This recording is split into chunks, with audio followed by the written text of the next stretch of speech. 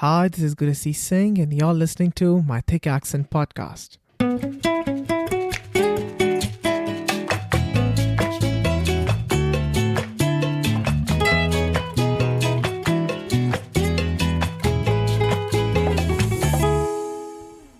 So, in this episode, we are exploring the power of resilience and the ability to adapt to challenging situations.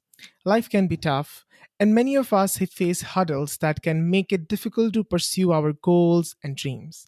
But what separates those who succeed from those who don't is often their ability to bounce back from adversity and keep pushing forward.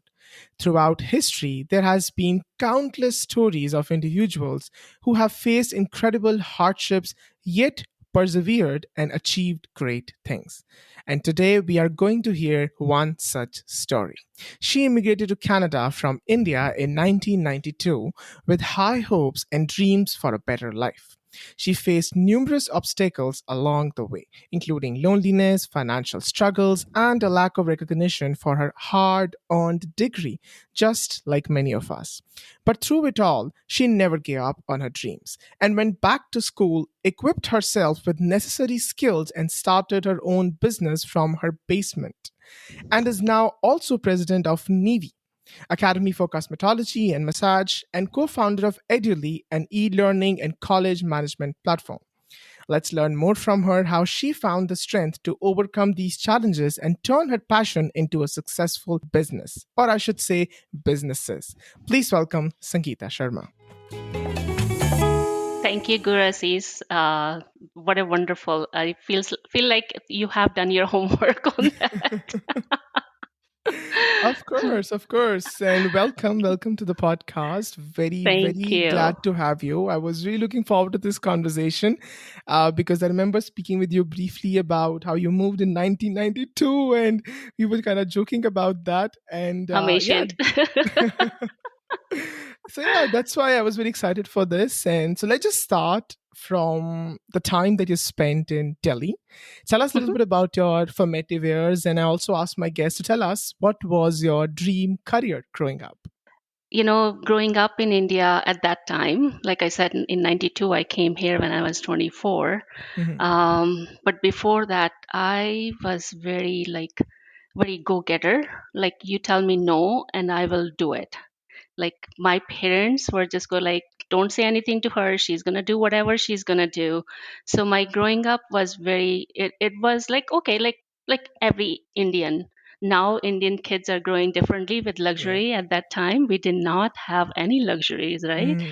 We were just playing on the streets, running around. I remember stealing my dad's scooter and trying to learn on it, and taking anybody's bike that's standing outside, and we'll just steal it. But that's from, like, like they say, it takes village to raise a kid. And that was it. And it's still in India, like, it's still like you live in a street, everybody knows you. So Mm. it was fun, challenging, fun childhood that I have. I loved it. I still enjoy it because I was pushy. I didn't let anybody push me around, and I did whatever I wanted to do. So growing up in India was really good for me, actually, because it gave me lots of life lessons. Uh, Before moving to Canada, actually, I have started few other businesses as well in India. My father wanted me to be a teacher, and I wanted Okay. to be in a beauty industry, but at the same time my mind was always running, like, how can I actually start this, start that, like every shiny object I was running after. uh, but with that one shiny object, I was the first one starting. You buy those packages, groceries and stuff, like all the fresh fruits and stuff that's actually frozen Yeah. in India at that time in 19, I would say 88, 89. I started that. And Oh I wow. used to go to the market, Mandi at that time, Yeah. and buy the grocery at 4 o'clock and bring back all the grocery on rickshaw, and then hire my maids and stuff, and just like, okay, I'll give you this and that, and they'll help me clean, pack, take everything on my shoulder, go on the Really? buses to sell that to all the school teachers. Oh wow. Yeah, but within, like, I would say within 6 months, it grew so fast that because, I just started out of nowhere, but nobody was there to help me. And it was just growing, so I got scared. I just go like, I don't know what to do, because all the wedding people, like all the halwais and everybody, was just Yeah. calling me and just going like, can you give us this kilos and that kilos? And I'm just going like, I really don't know how I'm going to do that. Yeah. Yeah, that's my story. Wow, so you were like always a businesswoman. That Hmm. was just in you, and your family was also like, were they businessmen or were they like doing jobs? My dad, he was a principal Okay. in Delhi, and my mom was a housewife. My mom had a little bit like entrepreneurship in her blood, Hmm. because my uncle back home have started few schools and stuff, so which is really big right now in Delhi, Mamta Modern School. So Mm. it's a high school from kindergarten, so like it's coming from, I guess it take from my mom's side, that Hmm. like she always pushed me. She goes like, do whatever you want, like, just don't let you stop any, like, being as a woman, like, you were put restrictions on there, and my mom will go like, ja Yeah. ja kar la, like, do whatever you need to do. Yeah. Okay. Yeah. And do you often go visit India or no? When I moved here, it was hard. So every 4 to 5 years, I used to go back. But Hmm. now I think I can afford it. So I like to go whenever I want to go. So, Oh wow. Nice. That's yeah, that's the dream. That's every immigrant's dream to do that. For sure. exactly. Yeah. Exactly. Yeah. Okay. So speaking of immigration, walk us through your journey to Canada. Like, was your husband already Canadian back into 1992, or you guys got married and then decided to immigrate? Tell us about that. And also, like, how was the process for you like? Okay. So I was a mail in bride at that time, they used to say. Okay. So, so yes, my husband went to India and he was looking for a bride. That's why he went there, and I happened to be there. So within 1 or 2 days, like, we met, we said yes, and you know how the arranged marriages work. So it happened, and before I knew, I was married. Within 1 year, I was married, So and within literally one chat month, mangni actually. phat vyah type. Exactly, exactly, right. फटाफट करो मुंडे ने वापस जाना, right? Yeah. So, so that's what it is. And then after marriage, my husband left for Canada. So he was a Canadian at that time, and he's still Canadian. It took us 8 months to get the visa. Hmm. So I was in India, he was here. He has a job, so he was working in his whatever field he had. So he's an electronic technician, so he was just doing that. And when I came here, I was just laughing at myself. Sometimes I laugh on that, those like, what, growing up, 24-year-old coming to Canada and have those big dreams. And Yeah. I'm a dreamy person. I imagine everything in my, so I was just thinking, when I go to the airport and land there, and I'll have flowers everywhere. And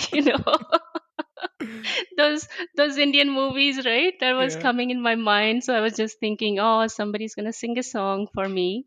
But Okay. nothing like that, like, but when I came here, I remember my first day, actually it was snowing. October 12th, I came here and Okay. it was snowing. Now it doesn't snow that much, but at that time, like, it used to snow a lot. But and it was like, I just go like, oh my god, what is this? Hmm. And but you know what, I just go like, okay, I'm here, let's do whatever we can. So you said it doesn't snow that much. Really? It snows a lot here. What do you mean by that? No, not like when, if I show you my daughter's picture, my daughter is like 27-year-old now. And Hmm. when she was 1 or 2-year-old, like, you could see the snow more than Her she height. was, I think, how tall was she? Like, maybe, yeah. It's you could see she's actually burrowing in the snow. Like, you can't even see her face. It was that Okay. much, it used to be that much snow. So you did talk about your first day. Tell me a little bit more that what was going on in your mind, like when you landed. Yes, there weren't any flowers, but there was snow. But what else was there in your mind? Well, I think because when you're coming to a different country, at that time, no internet, nothing, so you're coming with a blank mind. You have no Hmm. idea what you're getting into it, Yeah. right? So coming with that mindset is just you're looking everywhere and you just go like, wow. And Calgary at that time was like a small village. You'll hardly see any people there. Hmm. But the excitement was there, like, I'm in a new country. I'm just like so first day was like newly married, coming to Canada, snowing, like it's kind of romantic as well at that time. So, Yeah. Okay. you know what? It is 92. I can't even remember what was going in my mind. But all I can say is it was blank. I was tired. And other than that, I really, no idea what I was getting into it. Okay.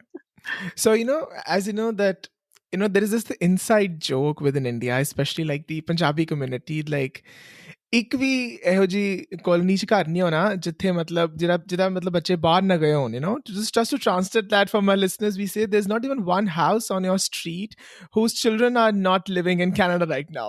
So Yeah. but I feel like now things have changed. Now that's the case, but back in 1990s, that wasn't the case. So, what were your like first impressions of Canada then? Before my marriage, like when I first found out Canada, I didn't know where Canada is, Hmm. right? So Yeah. it was something, oh, Canada. It was more like US, right? So Yeah. it's everything is US, US, US. So that's where like it's beside US. It's on the border of US. Yeah. So it's like even if you ask now all the US citizens, they probably know now, but before we used to joke like in US people think we live in Uglo. So it's the same thing, right? I just go like I have no idea what Canada is, what Hmm. like the people are, or what do I expect from there. Hmm. All I said is like one of your other podcaster, like David, he was saying like money just grows on the trees and you go and you pick, and like I did have Yeah. that mindset as well, like okay, Yeah. I'm gonna go there, I'll pick money and I'll do this, I'll do that. But reality sinks in pretty soon. Yeah, absolutely, for sure. Okay. So you have talked about, loneliness and how the lack of recognition of your bachelor's in education that you did in India. And first I want to know that how does your day look like back then? As now we have like a lot of distractions, like social media, one of the biggest ones, but that wasn't the case back then. And on top of that, you could not get a job. So what did your day look like then? Well, like I said, when I came to Canada, I was naive. I didn't know what to look for, and I Hmm. start staying with my in-laws.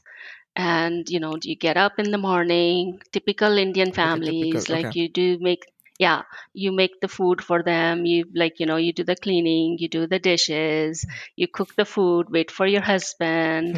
And so that was my day to day routine. Like it's Okay. first few times I just go like, okay, I need to impress my in-laws, so I'll get up early morning to make chai, ideal bow, either daughter-in-law, right? Yeah. So, but when I get up, nobody's there. They're all sleeping. I just go like, okay, whatever. So I'll go back. But then I just go like, I can't live like this. This is not who I am. A, because it's really lonely. Like it's snowing, you can't even go outside. Not like in India, you just, even if you're barefoot feet, you can just go out, right? But Yeah. here it's not like that. So it was quite challenging for me at that time. So Hmm. first year, I still remember I wrote a letter to my dad and I just go like, this is a golden cage, right? Hmm. So you have put your daughter in a cage where like she can't do anything. She feels like there's a bar everywhere, and you have put her in there because I never grew up like that.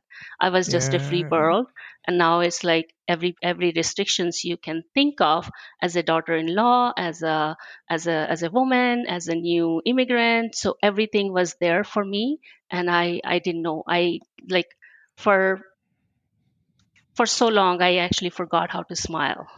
Hmm. Yeah, I think you have a question about finding the job and my education, Yes, so I was asking, right? like, like, since now we have like a lot of sources to apply Hmm. online, uh and just even like reach out to people on LinkedIn, ask for that jobs and referrals at some point, but that wasn't the case then. So how were you applying those jobs? And I'm assuming, was that like all in person? Newspaper, right? Yeah. You see Okay. the Okay. so you see the ad in newspaper. First of all, I didn't know where to start, Hmm. right? So we were looking for what is it that I really want to do in here. So I told my husband, I said, I need to get into workforce to Yeah. exactly see which road I want to take, Hmm. right? I need to go meet people. I need to understand the culture here before I actually start, because I had so many Mm, plans, but to manifest those plans, I need to know the audience, right? So I just go like, absolutely. okay, maybe. So I found a job in daycare Hmm. and at Petro Canada building. So I just go like, okay, I'll just take that job. I went there, did the interview, and like you said, personally, yeah, you take your resume and you give your resume, and then Yeah. they'll take your interview right there. At that time, I didn't even have phone, so. My God, I'm old. So I got the job. I was so happy. $5.50. Like, I'm gonna make that Oh my, money for that was minimum myself. wage? Yes, $5.50. Okay. yes, yes. And then after 3 months you get raise of 25 cents more. So yeah. Okay. And you also did like this another job, like you said, during just that time, just to make ends meet. Also, you did work like with this cleaning jobs and washing jobs and all that stuff. Is that so? Yeah, yeah. So what happened is, after two or three, like we decided to move to a new house. Like I was living with my in-laws, and I just go like, okay, it's time that we actually find our Hmm. house. And I was pregnant at that time too with my daughter. So Hmm. that's when I left my daycare job and we moved to a different house. And hoping that I'll get actually maternity, like at that time they used to give you 6 months maternity Hmm. leave. Okay. So I said, okay, 6 months is enough. So I moved to new house, and within my daughter was born in February, and within 3 months, actually, I got pregnant again with my son, and then no chance to go back to work. But at the same time, it was very hard to live on one person's income with my Yeah. husband's income, and it was like it was not that good either. And so we were just barely surviving, and I didn't know what to do. So that's where like we decided, okay, you know what, like once my son was born and we didn't have any daycare, or we like sending kids to daycare was no for me, because working at daycare, I just like nothing. Now daycares are really good, but at that time, like, so I decided actually I'm going to raise my kids either myself or grandparents or somebody else, but Hmm. I will never send my kids to daycare. So that's where like my husband decided, and I decided that he will stay home in the evening when he come back from work, and then I'll go Okay. work in a hotel. So I was working, my second job was a Delta hotel that I worked at airport. Hmm. And funny thing is, with that, I'm going to tell you the story. My Yeah. son, when he turned 17-year-old, he was looking for a job, and he pushed himself to get the job, and he didn't know that he got a job at Delta Hotel. And Oh when he man. went there, and I just go like, Nathan, this is the place I actually worked before. And people who are working there, they're still there, and they recognized me at that time. And I Oh just go wow. like, look who he is, right? So it's a good feeling to meet people. Yeah. Very, very fascinating story. So, Sangeeta, I just want to go back to the point where we're talking about applying jobs. So, Mhm. now we have this leverage of hiding behind an online profile when applying for a job, and yes, the names does give it away. But I'm sure that when you were visiting these places for the interviews or search of a job, and you must have received those looks from people or even some comments, I'm assuming. So, tell us about those experiences. So when I went for interview for my hotel job, which was just a hotel room cleaning, I used to wear a nose ring.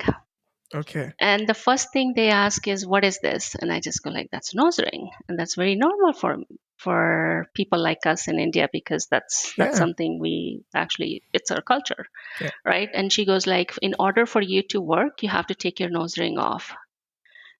So yeah. So I still remember that. So I just go like, okay, that's fine, because I was desperate for a job. Because at that time, I'm gonna tell you, Gurasis, it was almost 4 years since I have visited back home, Mm, and I was getting lonely. I was getting desperate. Like, and at that time, now we have WhatsApp. We can call anytime. We can talk day and of night. course. Yeah. But at that time, it was $1 a minute to call to India. Oh, wow. Yes, and I used to call only half an hour in 1 month. That's it. Because that's $30 for us, right? And I'm making like Wow. five, six, $10 something. So it was lots for us. So we were just call at that time. So I was getting desperate that I really need to go back, visit my family. I'm missing my parents, I'm missing my siblings, I'm missing my friends. So that's where like I actually start working more and more. I was working there and I asked them if they can, because I wanted to move to banquet, because they used to Mhm. give tips there. So if I Mm. move to banquet, I'll get tips, I'll save money so I can buy my ticket to go back to India. Oh, wow. So every time I go for so every time I go back to interview and stuff, it was they'll always hire somebody else than me. And every time they say, "Oh yeah, you qualified for all this and that, you can do everything." 2, 3 times I tried to push myself to get the job, which I did not get it. At that time, I felt racism, but this time, now I feel that was the blessings in disguise, Absolutely. because that actually pushed me to do something different. And look where I am today. Yeah. So, yeah, yeah. So, No, they're definitely a very, very incredible, very encouraging story. And that's what I mentioned in my introduction also. When I was reading just about you, and every stage wherever you were in your life, and I have read that you have found the good in every adversity that came your way. And we do feel very demotivated, and like imposter syndrome also kind of kicks in that particular moment. But I think you are the right example, the true example, that everything does fall in place. Find the good in every adversity that come your way. That's the best attitude that people have had, you have had, and people should have. So tell me, where did your this source of positivity comes from? Tell me about that. I think it came from my grandfather, my mom's side. Like he would always say that, you know what, whatever you see right now, you're going through, that's actually preparing you for something Something bigger. bigger. Yeah. So take that step. Don't worry. Don't cry. Just go through this and you will get into something. So sometime, staying with grandparents and Yeah. grandmothers and like, people raising you, they give you so many wise, what do you call, advices and stuff that actually you don't understand at that time when the situations start happening and you Yeah. think like, okay, so you just go like, okay, I'm not going to stop. I'm just going to keep going. You never know what God is pushing me towards. And this is same thing I tell my students as well. Like, this is every time if you feel like not coming to school, come to school. That's the time you actually force yourself to come to school, because you never know who you meet, you never know what lesson you learn. Yeah. So just take that step and move forward. And it's my grandfather's advice, and that's where I keep that in my heart all the time. So I just go like, it's God's ways of shuffling and Yeah. putting things in a places, and Yeah. that's where we have to go there. So it's thanks to my grandfather. Love that. Love that. And this one time when I was looking for a job back in like in 2020, 2021, and somebody asked me also sort of similar question. And when all these, I was getting all rejections, the barrage of rejection emails were coming my way. And suddenly somebody asked me the similar question that, how are you like getting up every day and applying to these jobs and everything? And I told them, I'm collecting content for my success story. back then, you I just said it just came to my mind, but now if I look back, it does make sense, because I always say that all those bad experiences become great lessons and great stories. So all Hmm. these is gonna be a part of my success story now. Awesome. Okay, Sangeeta, let's just pivot towards the various businesses you have built. And it all starts from 2000 sometime, when you said that I decided it was time to take control. And you went back to school to study and became an esthetician. So Hmm. tell me, what was that eureka moment that something hit you and you were like, okay, I am going to take control of my life? Tell me about that. Well, it started again from the hotel when they were not giving me the job, and Mhm. that's when I decided, okay, enough is enough. If like it's 4 years, I haven't visited my family. What's one more year? So I'm just Hmm. gonna go back because I have my degree is from cosmetology from back home too. Yeah. So I just go like I'm gonna go back home, like to the school, learn whatever I need to learn, and at the same time we need to move to a bigger house. Hmm.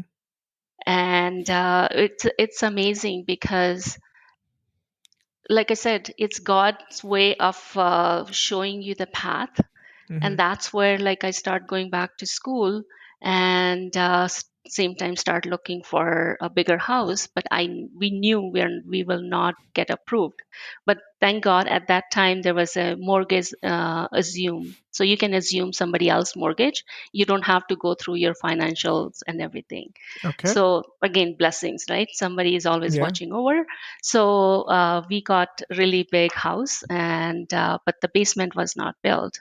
So my husband will go to work in the morning, and I decided to drive school bus Hmm. to pay Okay. for the mortgage and pay for the renovation that we have to do in the basement. So I drove school bus for 1 year, but that's a one more story. I have lots of stories. Like you said, Sure. you're Go ahead. collecting all the stories, right? Yeah. So when we called contractor to build our basement, they were giving us like 30,000, 40,000, and we're barely surviving. So, Hmm. and my Yeah. husband, he's a handyman, so he goes like, okay, you know what? We're just going to build it ourselves. I said, okay, we're Oh just going wow. to build it ourselves. So at nighttime, we used to, like, when kids are sleeping, we were working in our basement, building our basement so we can build our business. Daytime, driving school bus, going, learning, taking the classes, and nighttime building the basement. But we built our basement for $8,000 instead of thirty, Oh forty thousand wow. dollar at that time. We built it for $8,000. Yes.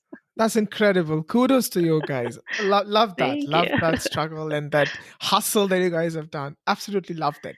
So then in 2001, you finally opened your first spa in the basement. Is that so? Hmm. 2001, right? If I'm saying Yes. not Yeah. wrong. And then Yeah. even like within 5 years, you moved to a commercial space and had built two successful spas, but you didn't stop there. You even Mhm. started NIWE, an academy of cosmetology and massage. But before we get into that, I have some commonly asked questions which I feel like every aspiring entrepreneurs might have. So I feel like you're Mhm. the right person to ask this question. So the first I just want to ask you, which is also within the podcast touch into it, my touch into it. The first question I want to ask you is, do you think at any point did your cultural background and upbringing influence your approach to running your business and interacting with your clients? Yes, definitely. Hmm. Definitely. Like, we are coming from India. Now it's the number one populated country in the Yeah, world. 1.4 billion people. Exactly. Yeah. Imagine that. So, but like again, coming from those type of countries, it forces us to be more competitive. Like it forces us Yeah. to be, because if we don't work hard, we will not get where we want to go, or the jobs, right? If Mm. like 99% percent you have to have in your degrees or anywhere. Yeah. So all those things, bless, like again, bless them, because all those things did come handy at that time. So you just go like, okay, we're just going to go step by step. The culture is a bigger thing in any community, in any country. And what I found in Canada when I came here, I didn't see any culture there. Mhm. right, in Canada at that time, right? So to get the, like, for atta, we had to go to Vancouver to get the atta at that time because there was no Indian store here. Yeah. So it's culture played a big role.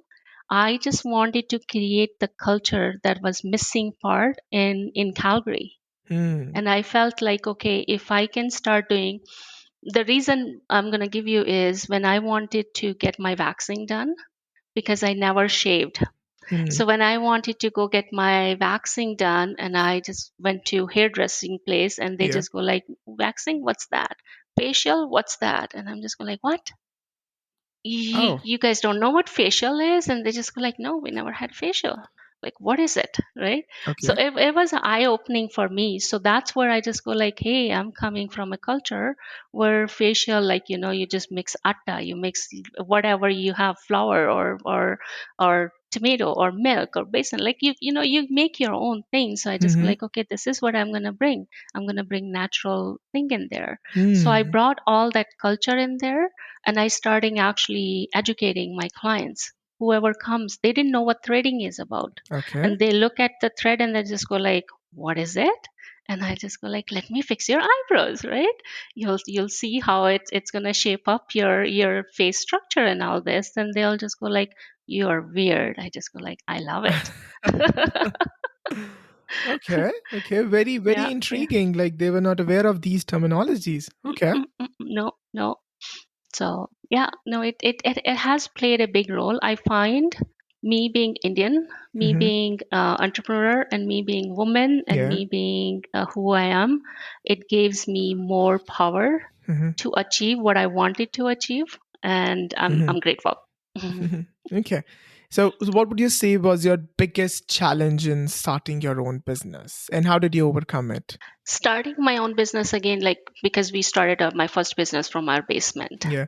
and at that time, like, there was not too many spas and stuff, so we were like introducing. So what I did is, I had one client, and she loved samosas, because one time Mhm. we had samosas at home, so I gave it to her. She loved samosas, and she goes like, what is it? And I just go like, this is samosas. This Mhm. She goes like, oh my god, I love it. So I just go like, why don't you have actually 10 of your friends come to my house? I'll charge Mm. $25, and well, I'll teach you how to make samosas. That's my way of actually promoting my business as well, Yeah. because if they come to my house, I can talk to them about my Hmm. facials and other treatments and something. So that's how we started. When I moved to my first location outside, my business was doing quite good, Okay. right? So it actually helped me to open outside, to pay the bills, to pay the rent, everything. I was not paying myself, but it helped me Mhm. quite a bit. So I didn't see much challenges at that time. Actually, I'm going to tell you the truth. Okay. I just, like, maybe challenges were there. I didn't pay attention to that. Or one challenge I had is, when we were actually building our first spa outside. Mhm. I took a loan from TD Bank. I Okay. still remember. And the construction person, they said the loan is going to go directly to the construction, whoever the contractor is. Mhm. The money will go to them. I said, so money will go to them, and you want me to pay that back? And they just go like, that's right. I just go like, does that make sense? Hmm. And they just go like, that's what it is, right? So I just go like, what if he runs away with that money? Who's going to pay? He says, you're going to pay. I said, why I'm going to pay, right? Yeah. Why do I have to pay when you're paying, giving money to some, because you're trusting that contractor, but you're not trusting me? Yeah. But they just go like, that's the rule it is. And that's what it happened. Oh, so the person actually ran away? Exactly. Oh no. hmm He actually built half of the thing, and then you never see. But you know what? I knew where he lives. Okay.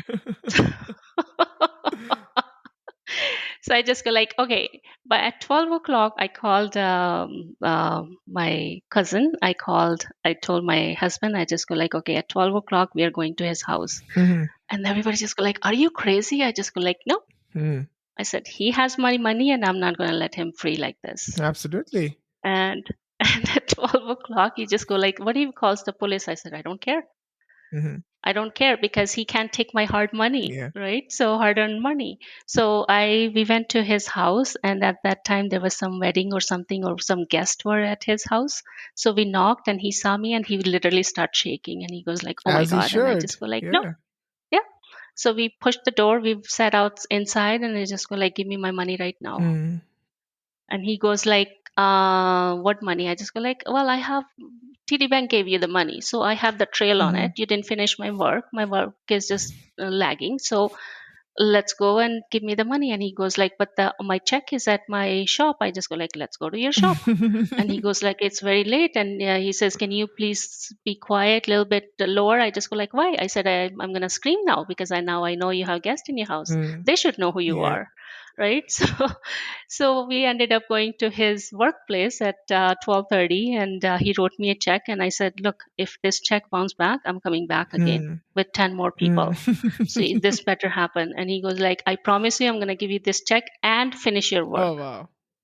Hmm. So, Okay. so he ended up actually finishing that work for us too. Okay. Yeah. Well, more power to you. You did not take no for an answer. You did not bear No. this unprofessional behavior. And you were like, I'm not tolerating all this. Next question I have is, Sangeeta, like, how has your business evolved over time and what do you attribute to its success? I think what was happening is when I opened my first spa outside, and then my sister came and she started helping me as well. Mm-hmm. What I was seeing is Canada, especially, I don't, Alberta has lots of red tapes. There was always issues that you have to do this, you have to do this way, you have to do that way. So I just go like, okay, you keep doing it. But me, as not knowing how to run a business in Canada, I think I was still doing pretty good. But all the legality, I didn't know. Ah, okay. Right. So when you come up with all those legality, that you start getting audit and you start getting things, and you just go like, where is all this coming from? And it's not that I'm not paying the rent or I'm not paying the taxes, I'm paying everything, but you still get that. So again, that was a learning moment for me too. Mm-hmm. So anybody, anytime going through anything, that's your learning moment. You never know what that thing come handy next time. So going through that, and then I had to, because I did my aesthetic but I didn't do my hair. And hair is an apprenticeship. You have to go through like almost 1400 hours school, and then 1400 Okay. hours outside. I didn't have that much time, but I was a hairstylist from back home as well. So what I did is my sister will take care of the spa while I go do my, I actually ended up doing my hairstyling, my massage therapy. I did everything. Mm-hmm. But coming home, taking care of kids, I was burning out. I was not happy inside. Mm-hmm. It was something that it was, I had like rock on my heart. I felt that I'm actually dishonoring myself at the point. Mm-hmm. Okay. So I need to break free. At one point I just go like, something happened, fire happened, this thing gets burned, maybe I'll get insurance money, and then I'll just like not do anything. Or like, you go through those moments that you think that something bad happened, that you just like everything shuts down. Yeah. So I was so depressed and so hurting inside, and I didn't have anybody who I can talk heart to heart. Mm-hmm. Because coming from a culture where you have to be perfect for everybody, you have to show up Mm-hmm. as a perfect woman to be everybody, and I was getting tired of that. Mm-hmm. The one person that I was hurting the most is myself Mm-hmm. at that time. So how did you deal with it? Right. I'm sure there must be our listeners or somebody who is listening to it might be going through the similar thing. So what advice would you give to them, or how did you overcome all that? Well, I think one advice I can give it to anybody, especially women in our culture, is you are your biggest fan. Don't let anybody put you down. If your dishes are not done, it's okay. If your washroom is not clean, it's okay. If you're tired, close your eyes, sit down. If you sit down for 1 hour and you're on your phone, it's okay. Don't let anybody push you to rotini bani or this ni hoya and that ni hoya. Like, it's like these things are not done. That's fine. It's absolutely fine. Hear from me. I was at point where like I was ready to kill myself. Like I was so depressed inside.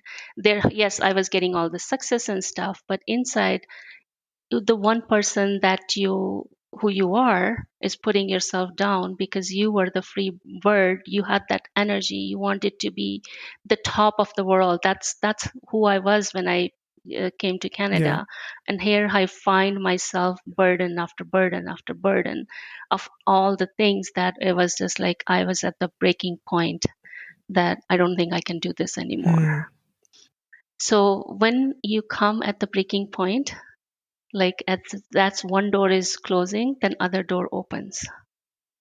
So so something happened in my life where I sold my business. I just go like, I'm not going to do anything, I'm done. But that time I had some, there was some groupons or something going on, and I sold some groupons, and I wanted to finish with them, and I didn't want the to, because I took the money and I didn't want whoever took my business finishing with them. So I Hmm. said, okay, I'll take care of all those, whoever the clients are, I'll take care of them. But somebody, so I started doing it from home, and somebody complained to city that I don't have a license and I'm still doing the business from home. Okay. Yeah, but that was a blessing. Trust me that. Okay. because because what happened is, now what do? I have all the coupons. I can't finish this, and I don't have money because I used all the money. What do I do? But city gave me 1 week to get out from there and go open outside, and I just go like, but just give me, because I don't want to go with this business. Let me finish all this. I promise you I'll not open. And they just go like, no, Hmm. you have 1 week to get out from here. Hmm. So I just go like, okay. And the day they said they're going to come visit me, that same day, I just prayed, prayed, prayed. And in the morning, when I opened Kijiji at that time, and there was somebody posted 1 second before, there's a spa to be rented, fully renovated, beautiful. Like, when I saw this and owner is ready to negotiate, I literally cried. I right away called that person, and within 1 week, I had my spa open outside. Oh, wow. That is incredible. It is, but because I think the universe was pushing me to some different direction, which Oh, I was yes. not seeing. Uh, Within 1 year, I just go like, because I had a plan. My background is a cosmetologist and Bachelor of Education as well. Yeah. So what happened is, I wanted to open a school. Every time I hired somebody, and mostly I was hiring immigrants, I was hiring mostly Indian women, and I was Yeah. training them, and I was giving them everything so they can work for me. And later, if they want to, they can open their own or something. But at least I was training them, giving them that platform. So once somebody says, you're training these women, or these all these women, and when they get learned, like within 6 7 months, they go open their own. And I just, then they said, why don't you open a school? Why Hmm. don't you open a school, so where you actually start taking money and give them a proper education than just teaching them how to do pedicure with no theory and stuff? I said, yeah, that makes sense. So I start applying for my NIWE Academy. In Hmm. 2011, I started to look into it, starting doing all the paperwork and everything. So that's the story behind starting NIWE. Yes, Okay. yes. So what happened is, as soon as I applied, for some reason, somebody actually called me and said, "Oh, it's going to take only 3 4 months." So I ended up leasing a place, thinking that within 3 months I'll get approved, I'll get all the paperwork and everything, and I'll have student aid paying money and this and that. Yeah. But what happened is, it took me 1 year, and I Hmm. was paying $5,000 per month for that building, Oh, wow. which was not making money. But again, the place, my spa, was making money to pay rent for that. So see how it's all connected, where it's all Absolutely. connected. Yeah. It's just, and as soon as I moved here, I just decided to just shut down the spa, move back to NIWE Academy. And but I had one more year lease with the spa place. And Hmm. what happened is this guy, the owner, comes to me and he goes like, I want you to actually, if we can break the lease. And I just go like, why do you want to break the lease? I wanted that, but I showed that no, I want to keep that. Yeah. And he goes like, how about if I pay you to break the lease? And I just go like, perfect, Okay. because I wanted to get out. Yeah. So he actually ended up paying me $20,000 at that time to to break the lease. So everything just worked out perfectly, and I'm just like, thank you, God. Like, it Yeah. was Yeah. blessings. This is Yeah. the story. Yeah, I mean, you were shown all the signs, and you understood that signs, and I think not Yeah. everybody sometimes completely missed those signs, and I think you understood them, and everything did work with your in your favor. So very, very inspiring story, Sangeeta. Loving the stories that you are sharing, the insights you are giving. I'm sure they're going to be very, like, motivating for the listeners who might be wanted to get into the entrepreneurial space at some time, especially women. Because it always instills that feeling of, if she can do it, I can do it as well. So one thing I want to say is, like you're saying the story, what happened is, it's people need to change their story. If you Hmm. get into that, oh my God, why is it happening to me? Or what is this happening? Oh my God, I went to school and this The school, victim mentality. victim mentality. They need to come out from victim mentality. Just go like, what is it that's teaching me that I can learn from this situation and move forward? So people actually, I would say 98% people stay in their victim mentality. They don't want to change their story because they're comfortable in that, Yeah. right? So when you become comfortable, that's your comfort zone, then Hmm. you don't want to move. You have to actually get up and just go like, okay, I can do this. I don't care what it comes my way. Hmm. That's when you start improving. That's when you start moving and think everything is a sign Hmm. for you to go to next level. So change the story. Okay, love that. Okay, I just want to talk a little bit more about NIWE. Tell me first of all that why it's called NIWE. It's spelled as NIWE. Tell me why is that, and also what are the programs that are available for the aspiring students who want to get into the same industry? Mhm. So NIWE is an acronym. It was a Okay. National Institute of Wellness and Aesthetics. Okay. So we started one course just with aesthetics, Hmm. and name is really long. Hmm. So anytime anybody goes to bank or anywhere, they just see NI all this and they don't see anything else. And they just go like, no, we don't see this school Hmm. because we Okay. are approved. We are accredited school. So banks Yeah. or anywhere you go, you can get student loans and stuff. Hmm. So anywhere they were going, they'll just go like, no, we can't see that school. We can't see that school. And then we start growing with other courses as well. So people will just go like, oh, we thought you only do aesthetics Hmm. because National Institute of Wellness and Aesthetics. So we just go Yeah. like, okay, it's time to change. So it was just that, but then it came NIWE Academy. Okay. So that's the story behind The it. name. Okay. Yeah. So the courses we teach here is, like I said, we started with aesthetics. We have aesthetics. We have medical aesthetics, which in Alberta we are not allowed to call it medical aesthetics. We're allowed to call clinical aesthetics, Hmm. but it's pretty much same. We have permanent makeup. We have hair. We have massage therapy. We have business courses, and now we are working on our apprenticeship Blue Seal. So Hmm. people who have done Red Seal, now if they want, they can actually get Blue Seal. And we are international accredited as well.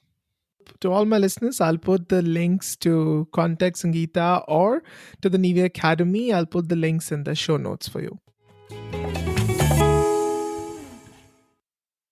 So, Sangeeta, you did not stop at NIWE. You Mhm. have this another business called Eduley, which is an e-learning and college management platform. Tell us a little Mhm. bit more about that. So, thanks to coronavirus, when coronavirus happened, we were forced to put our courses online, and we were looking for platforms where we can actually put our courses online. When we looked, we find few, but that were not nothing that we wanted for our college because NIWE Academy is coming with the high expectations. So any students who come, we have very Mm-hmm. high expectations from them. Mm, We don't take no from anything. So same way when we were actually looking for any software, they were not coming closer to what my expectations was. And I just go like, no, it's not serving the purpose, so I'm not going to do it. But thankfully, because I have a family member who actually is good at building softwares and stuff, and he came to me and he goes like, how about if I build the software and we do a partnership? And I just go like, sure, sounds good. okay. So we start building the software, but it took us almost like 3 years Hmm. to build that software, because now the software was coming from the college. The software is not coming from any technology company to build the technology and give it to the college, Yeah, because they don't know what type of issues, day-to-day issues that colleges goes through. of course. Yeah. I do, because I'm in a college, right? So Yeah. so we start actually, okay, the attendance is not getting recorded. We need to fix that in our this.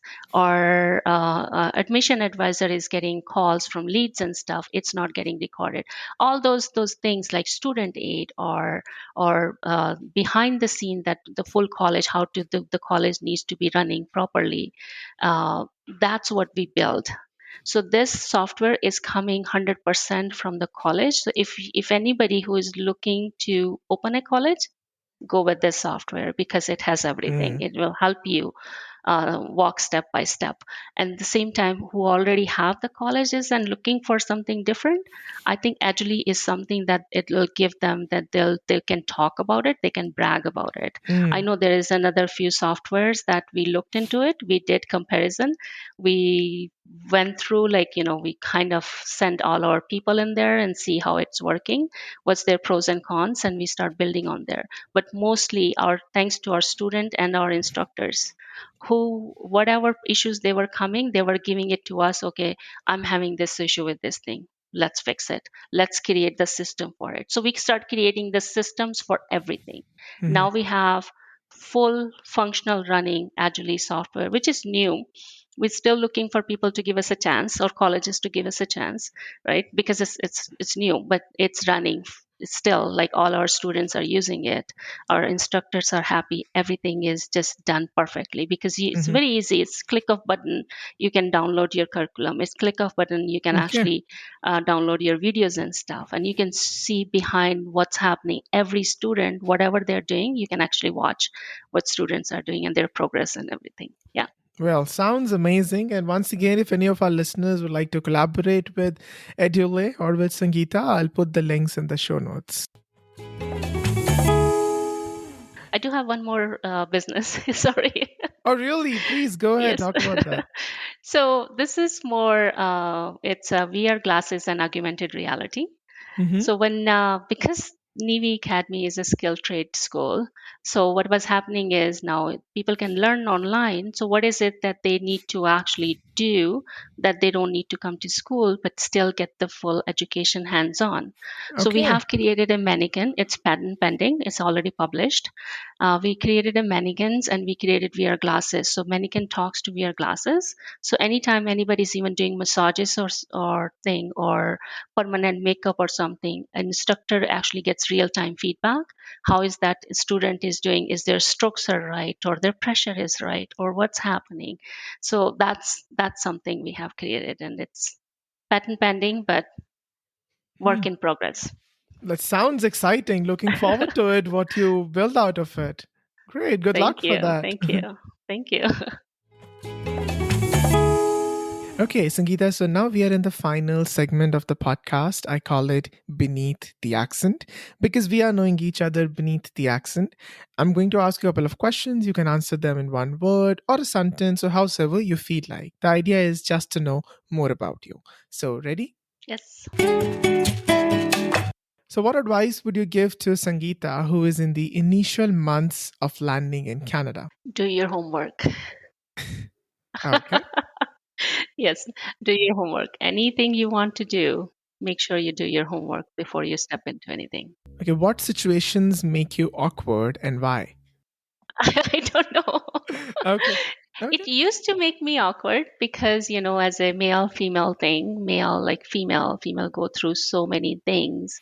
Mm-hmm. So there's some situations that come up. I don't know if I can talk about it here, but Mm-hmm. that made me feel awkward. And especially like coming to Canada, and then you just feel like, are you in a Western world in Canada, or you're in India where it's getting told that, oh, we are Indian, we shouldn't be doing this, and then just go Okay. like, but I'm the one who just came from India. So Hmm. so there was so many awkward positions and stuff. Like it's just everybody's different. So I Yeah. I really don't know how to answer that. I'm gonna Okay. be the truthful of that. Okay. So, are you referring to some taboo topics which are in India, which could be around, I don't know, could be like around menstruation or could be around Yes. sex Yeah. education? It could be Mhm. like that, right? Yeah. Yeah. Yeah. So, the next is, what's the best piece of advice someone ever gave you? Best piece of advice, like I said, my grandfather gave it to me, that like, don't let anything come between you and your dream. So Hmm. if like anytime you feel any hurdle coming your way, that's a stepping stone to your next stage of your life. So Okay. So, is there any worst advice someone ever gave you? worst advice, yes. You're a woman, you shouldn't be doing all this. Okay. Yes, yes. So I just, and words advice like for my daughter too. Like, don't. I was teaching my daughter how to whistle, and it was Hmm. like, girls don't whistle, and I just go like, now I'm gonna teach her whistle, and I'm gonna teach her other stuff that is like taboo, like girls can do it. Yeah. So yes. So for Okay. me, those are words advice. Okay. Perfect. So, is there any one habit, Sangeeta, you adopted and that has changed your life? Yes. Hmm. Being positive. Hmm. You Okay. have to be positive in any situation, doesn't matter what. And one habit that I have is meditation. I do Hmm. Okay. meditation in the morning and I do meditation in the evening. That keeps me centered. That keeps me aligned with the universe, whatever universe has for me, and not make me feel egoistic and not make me feel that I am something. Right? I Hmm. like to stay humble. So Okay. that's meditation gives me the peace and keep me humble. So that explains why you are so focused and balancing between all these various roles you are playing. So that explains that. Thank you. Okay. So tell me, who is your go to person when you feel stuck? Who is my go-to person? Well, it's depend on the situation. I don't have Hmm. one person. I see whoever has achieved success in the situation that I'm going through. I will Hmm. try to find that person and go there. What I have seen, and I have seen over and over, people go to their parents. They think their parents have done everything. So they go for Hmm. advice from their parents, which I Yeah. just go like, I'm sorry, I'm going to say it very loudly here. That's the worst thing you can do, because your parents have done best job, but the situation you are in now, your parents never been to that situation. Time has changed. So Yeah. find a person who have achieved something in their own life in that situation you're in, and go and ask that person how would that actually guide you, or what would they do in that situation. So well, you'll be my person now. I'm gonna reach out to you if I would need any questions or any help. I'm gonna reach out to you. Anytime, anytime. Okay. Okay. So if you could had to eat one meal for the rest of your life, what would it Mhm. be? My meal, that would be, I would say, roti and dal. Okay. Like the staple Indian food. Okay. Yes, yes, yes, yeah. Okay. Or if I get, if God just goes like, okay, I eat very healthy. I'm a health freak person. Mhm. Like I eat very healthy. But if I get chance, bhature chole is something that I'll die for. Okay. Okay. Yeah, So is there something you recently bought and you now regret? that's lots of things. Name two if you can. Oh my God. I'm not. I'm not brand type person. Brand conscious. So when Okay. I buy something really expensive, branded, and so like I know one of your podcast I was listening, and this guy, like, he likes to buy nice clothes Yeah. and stuff, right? So Yeah. yes, I do, but I don't favor brands because I feel that's a waste of money, Mm. giving the money that much. So I did buy a very expensive purse, and I regret it because Okay. I can only use few times, and now it's just sitting in my closet, and I paid $1,000 to it. I'm just going to be very open. I know it's not expensive for some people, but for me, it's not, because it's just going to sit in my Hmm. closet. Yeah. Okay. So, is there a movie that you love to watch again and again, or any series? There is a movie. Oh, I'm forgetting the name. And Will Smith's English A movie Pursuit of where he Happiness. Pursuit of Happiness. Oh my God, yes, I can Yes. watch that Yeah. every day. That's one of my favorites as well, Sangeeta. I absolutely Yeah, love that movie. Yeah. yes, yes. I tell everybody, I just go like, watch this. Okay. And then if you feel your life is tough, no, it's not. You're blessed. You have lots in your life. Hmm. And do you watch any Bollywood movies, any Hindi cinema? I do. I do. But I'm very picky with Bollywood movies because, it's every movie is same. Unless it has some meaning to it, unless it's giving some message, that's when I watch it. Otherwise, I don't watch it. I'm not a big fan of TV. I don't watch too much TV. Like, Okay. I have a TV at home, I hardly turn it on. Okay. So, describe Canada in one word or a sentence. I would say land of opportunity. Hmm. Okay. Yeah. So, finally, if you could leave me with one piece of advice, what would it be? I think you're doing great. It's almost 3 years, 4 years since you've been in Canada, Close to if I'm not five, yeah. wrong. Five, right? Yeah, Yeah. you're doing amazing. You know what you want, and just go after. So right? So I think you're doing amazing. Just don't stop. Yeah. Okay, thank you. Thank you, Sangeeta, for your kind words. And on that note, thank you for being on the podcast and adding value to my listeners. I thoroughly enjoyed the episode and I hope you do as well. Thank you. Thank you. Thanks. Actually, thanks for having me. Anytime, if anybody wants to talk to me or reach out to me, or if anybody needs any advice or any help, I'm always there. Yeah. Okay. Just send me an email. Hey, I have an issue. This, I'll help you. Hey, listener, thank you for making it to the end. I highly, highly appreciate you listening the podcast. Subscribe to the podcast if you haven't as yet, and please share with your friends or anybody you think would like it. And like I always say, we encourage you to follow your heart, but also us on Instagram. The handle is mythicaccent. You can also leave us a review or write to us at hello@mythicaccent.com.